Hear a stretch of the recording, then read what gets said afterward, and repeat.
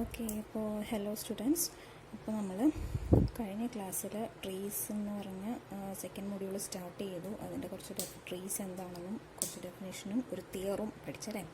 ഇനി നമ്മൾ പഠിക്കാൻ പോകുന്നത് വീണ്ടും കുറച്ച് ഡെഫിനേഷൻസാണ്. വളരെ ഇമ്പോർട്ടൻ്റ് ആയിട്ടുള്ള കുഞ്ഞു കുഞ്ഞു ഡെഫിനേഷൻസാണ്. അതിൻ്റെ കുറച്ച് എക്സാമ്പിൾസും ഉണ്ട്. സോ നിങ്ങൾക്ക് കണ്ടാൽ പെട്ടെന്ന് മനസ്സിലാവുന്ന ടൈപ്പുള്ള ഡെഫിനേഷൻസാണ്.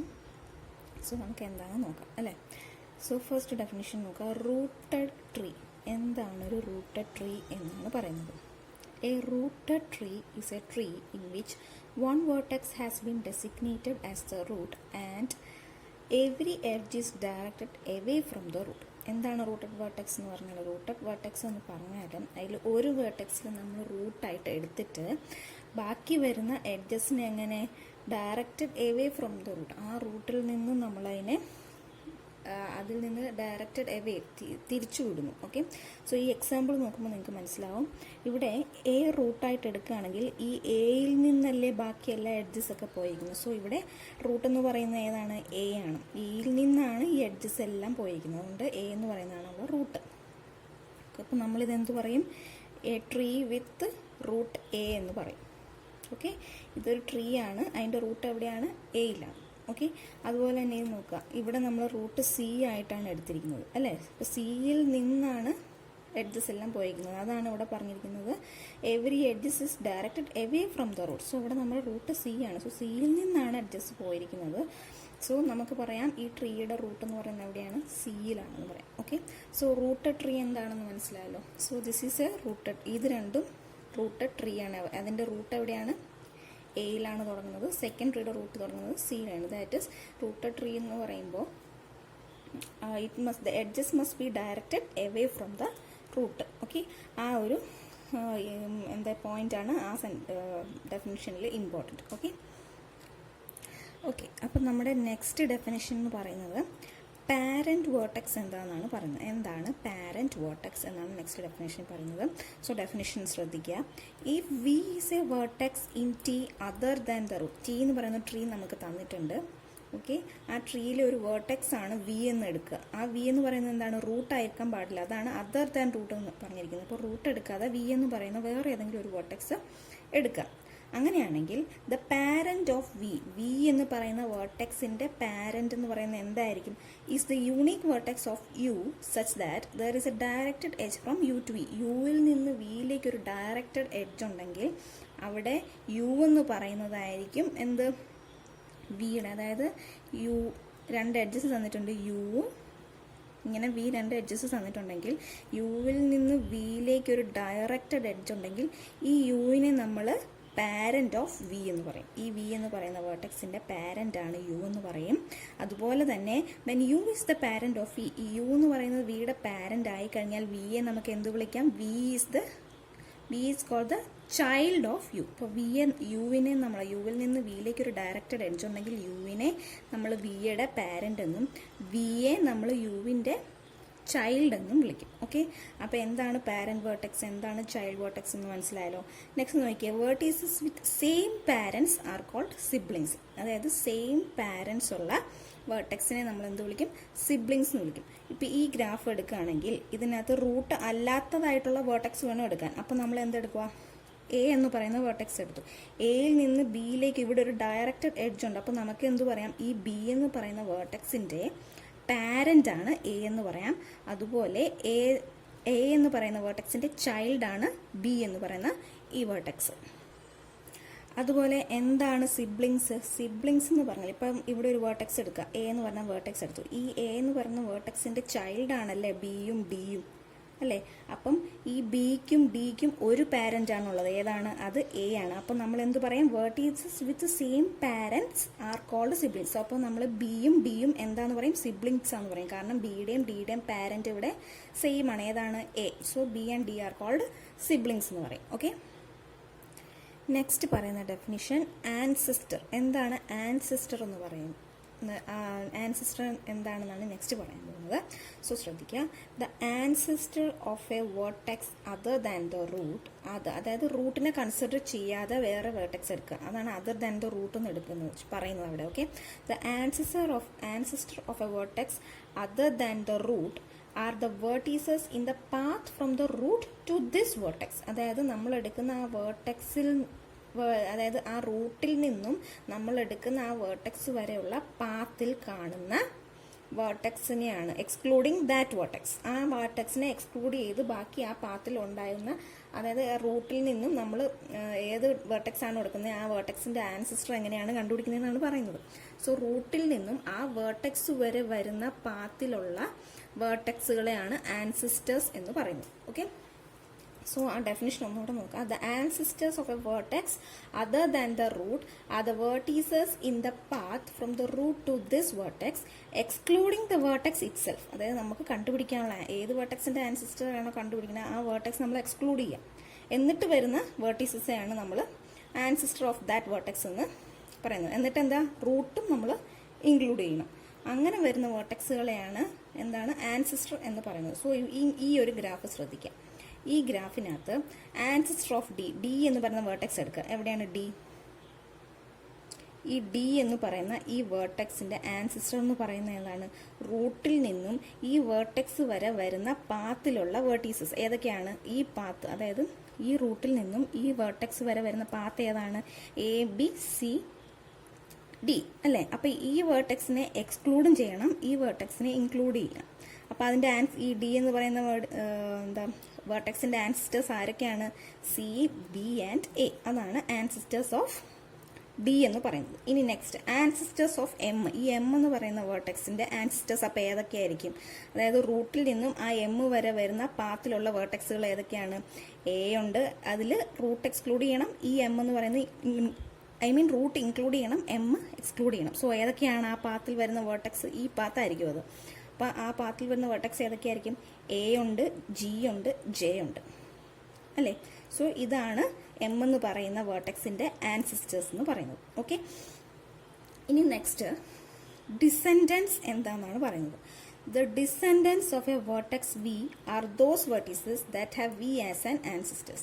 അതായത് V എന്ന് പറയുന്നത് ഇപ്പോൾ ഒരു സപ്പോസ് ആയിട്ട് എടുക്കുന്നതാണ്. V എന്ന് പറയുന്ന വേർട്ടെക്സിന്റെ ഡിസെൻഡൻസ് എന്ന് പറയുന്നത് എന്താണ്? Are those vertices that have V as an ancestor. V ancestor ആയിട്ട് വരുന്ന വേർട്ടെക്സുകളെയാണ് ഡിസെൻഡൻസ് എന്ന് പറയുന്നത്. സോ ഈ ഒരു ഗ്രാഫിൽ തന്നെ descendants of S, descendants of B ഏതൊക്കെയാണെന്ന് നോക്കിയാൽ, ബി എന്ന് പറയുന്ന വേർട്ടെക്സിന്റെ ഡിസെൻഡൻസ് ഏതാണ്? സി ഉണ്ട്, ഡി ഉണ്ട് ആൻഡ് ഇ ഉണ്ട് അല്ലേ?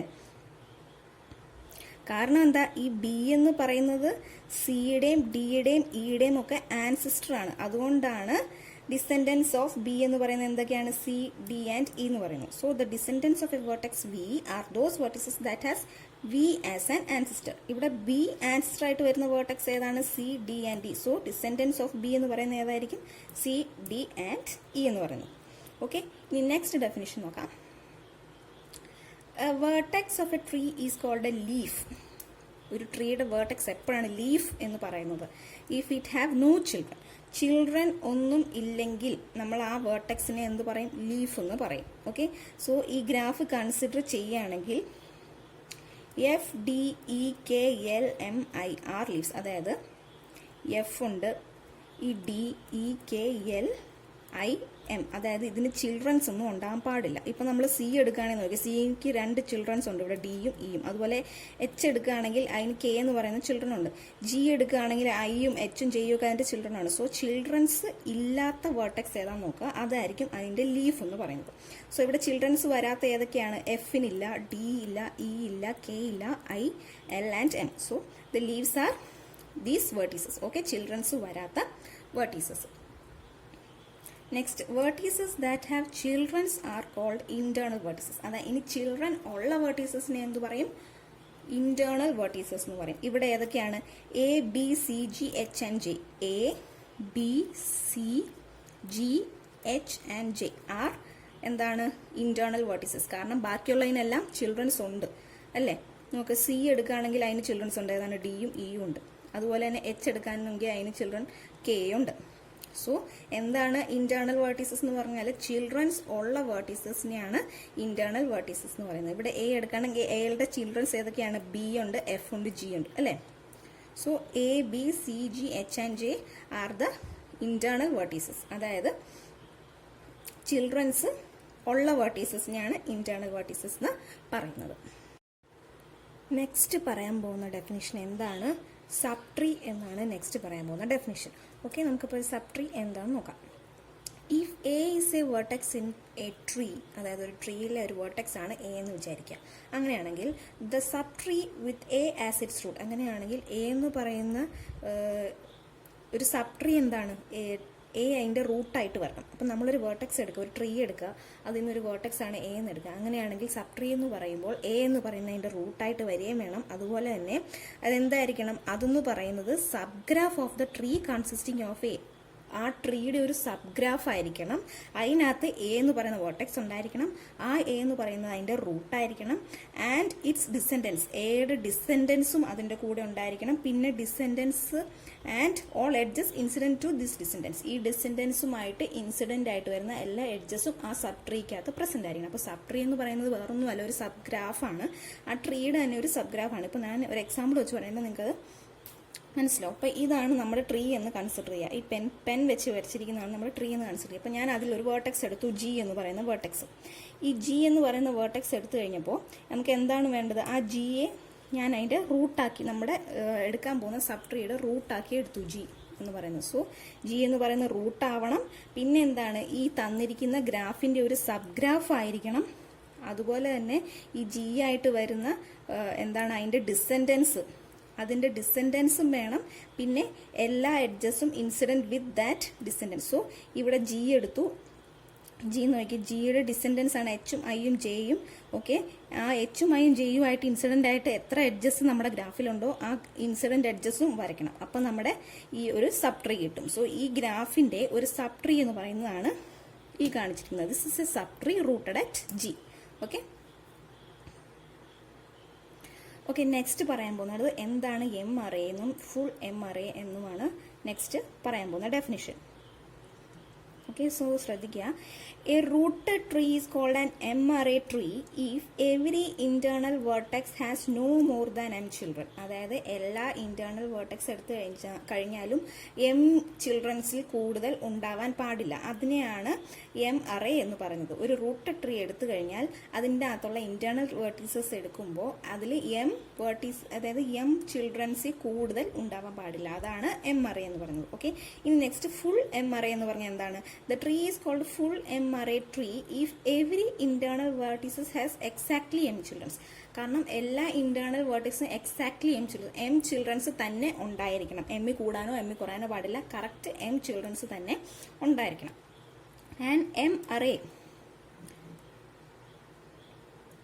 M array tree with M is equal to 2 is called a binary tree. അതായത് എമ്മിൻ്റെ വാല്യൂ 2 ആണെങ്കിൽ നമ്മൾ ആ ട്രീയെ എന്ത് പറയും? ബൈനറി ട്രീ എന്ന് പറയും. ഇനി ഇവിടെ കുറച്ച് ട്രീസ് തന്നിട്ടുണ്ട്, T1, T2, T3, T4 അങ്ങനെ 4 ട്രീസ് തന്നിട്ടുണ്ട്. അതിൽ ഏതൊക്കെയാണ് binary tree, full M ary ട്രീയും ഒക്കെ ഏതൊക്കെയാണെന്ന് നമുക്ക് നോക്കാം. ഓക്കെ, സോ ഫസ്റ്റ് ട്രീ എടുക്കുക, T1 എന്ന് പറയുന്ന ഒരു ബൈനറി ട്രീ ആണ്. കാരണം എന്താ?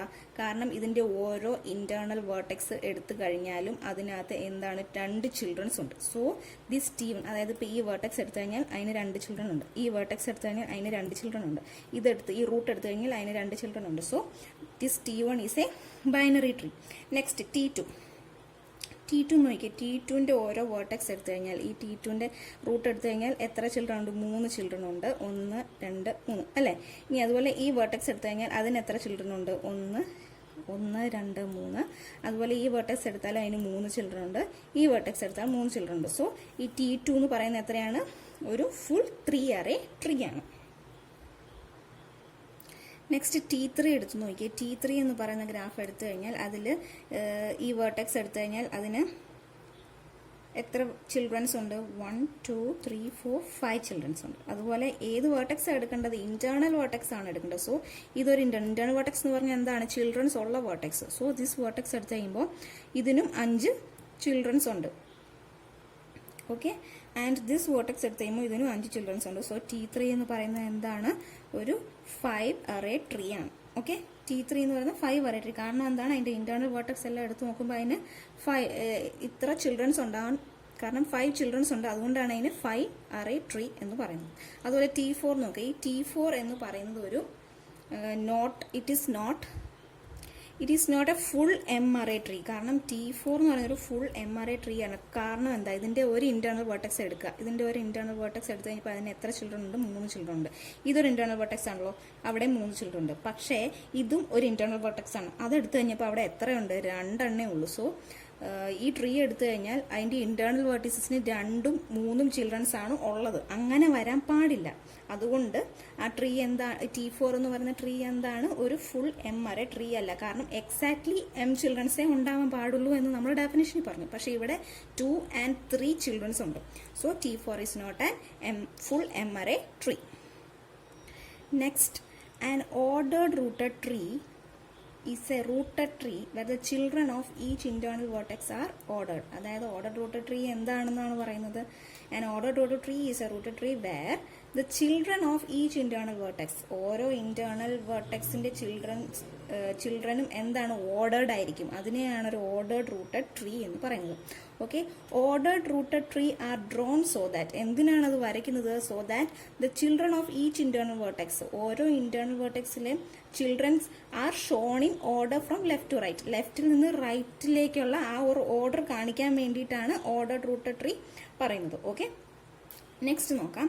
In a binary tree if an internal vertex has 2 childrens. Binary tree എന്ന് പറഞ്ഞാൽ എന്താ? ഒരു ഇന്റേണൽ വെർട്ടെക്സിന് 2 ചിൽഡ്രൻസ് ഉണ്ടായിരിക്കണം. അതാണ് ബൈനറി ട്രീ എന്ന് പറഞ്ഞാൽ. So in a binary tree if an internal vertex has 2 children, the first child is called left child and second child is called right child. Okay, അപ്പൊ internal വെർട്ടീസസിന് 2 children ഉണ്ടെങ്കിൽ അതിൽ ആദ്യത്തെ first ചൈൽഡിനെ എന്ത് വിളിക്കും? ലെഫ്റ്റ് ചൈൽഡ് എന്നും second ചൈൽഡിനെ നമ്മൾ എന്ത് വിളിക്കും? റൈറ്റ് child എന്നും വിളിക്കും. ഓക്കെ, the tree rooted at the left child of a vertex is called a left subtree.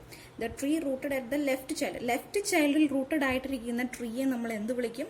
Left subtree എന്നും, ആൻഡ് റൈറ്റ് ചൈൽഡിൽ റൂട്ടഡ് ആയിട്ട് വരുന്ന ട്രീയെ നമ്മൾ റൈറ്റ് സബ്ട്രീ എന്നും വിളിക്കും. സോ ഈ ഗ്രാഫ് നോക്കി വെക്കുക. ഈ ഗ്രാഫിനകത്ത് here the left child of D is F and the right child is G. അതായത് D എന്ന് പറയുന്ന വേർട്ടെക്സ് എടുക്കുക. ഈ D എന്ന് പറയുന്ന ഇന്റേണൽ വേർട്ടെക്സ് എടുത്തു കഴിഞ്ഞാൽ ഇതിന്റെ ചിൽഡ്രൻസ് ആണ് F and G എന്ന് പറയുന്നത്. സോ ഇതിനകത്ത് ഫസ്റ്റ് ചൈൽഡിനെ നമ്മൾ എന്ത് വിളിക്കും? ലെഫ്റ്റ് ചൈൽഡ് എന്നും സെക്കൻഡിനെ റൈറ്റ് ചൈൽഡ് എന്നും വിളിക്കും. Okay, so here D vertex എടുക്കുകയാണെങ്കിൽ, D എന്ന് പറയുന്ന ഇന്റേണൽ വേർട്ടെക്സ് എടുക്കുകയാണെങ്കിൽ the left child of D is F and the right child of D is G. അതുപോലെ തന്നെ ഈ B എന്ന് പറയുന്ന ഈ ഗ്രാഫ് കാണിക്കുന്നത് എന്താണെന്നറിയോ? നമ്മൾ C എന്ന് പറയുന്ന ഈ ഒരു ഇന്റേണൽ വെർട്ടെക്സ് എടുക്കുകയാണെങ്കിൽ സിയുടെ ഒരു ലെഫ്റ്റ് സബ് ട്രീ ആണ് ഈ HG എന്ന് പറയുന്ന ഈ ഒരു ട്രീയും, ആൻഡ് അതിന്റെ ഒരു റൈറ്റ് സബ് ട്രീ ആണ് C എന്ന് പറയുന്ന ഇന്റേണൽ വെർട്ടെക്സിന്റെ റൈറ്റ് സബ് ട്രീ ആണ് ഈ കാണിച്ചിരിക്കുന്ന ഫിഗർ സിയിലെ ഈ ഒരു ഇമേജും. ഓക്കെ, സോ എന്താണ് ലെഫ്റ്റ് സബ് ട്രീ, എന്താണ് റൈറ്റ് സബ് ട്രീ, എന്താണ് ലെഫ്റ്റ് ചൈൽഡ് റൈറ്റ് ചൈൽഡ് എന്നൊക്കെയാണ് ഈ ഒരു 3 ഫിഗറും കൊണ്ട് അവർ കാണിച്ചിരിക്കുന്നത്. സോ ഇത്രയും ഡെഫിനിഷൻസ് വളരെ ഇമ്പോർട്ടൻ്റ് ആയിട്ടുള്ള കുറച്ച് ഡെഫിനിഷൻസ് ആണ്. ഇനി നമ്മൾ പഠിക്കാൻ പോകുന്നത് പ്രോപ്പർട്ടീസ് ഓഫ് ട്രീസ് ആണ്. കുറച്ച് ട്രീസിന്റെ കുറച്ച് പ്രോപ്പർട്ടീസ് അത് നമുക്ക് നെക്സ്റ്റ് ക്ലാസ്സിൽ നോക്കാം. ഇപ്പോൾ ഇത്രയും ഡെഫിനിഷൻസ് നിങ്ങൾ നോട്ടിലേക്ക് എഴുതുക. വളരെ ഇമ്പോർട്ടൻ്റ് ആയിട്ടുള്ള ഡെഫിനിഷൻസ് ആണ്, എപ്പോഴും ചോദിക്കുന്ന കുറേ ഡെഫിനിഷൻസ് ആണ്. ഇത് അറിഞ്ഞിരുന്നാലും മുമ്പോട്ടുള്ള തിയറംസ് നമുക്ക് പ്രൂവ് ചെയ്യാൻ പറ്റുള്ളൂ. Okay, thank you.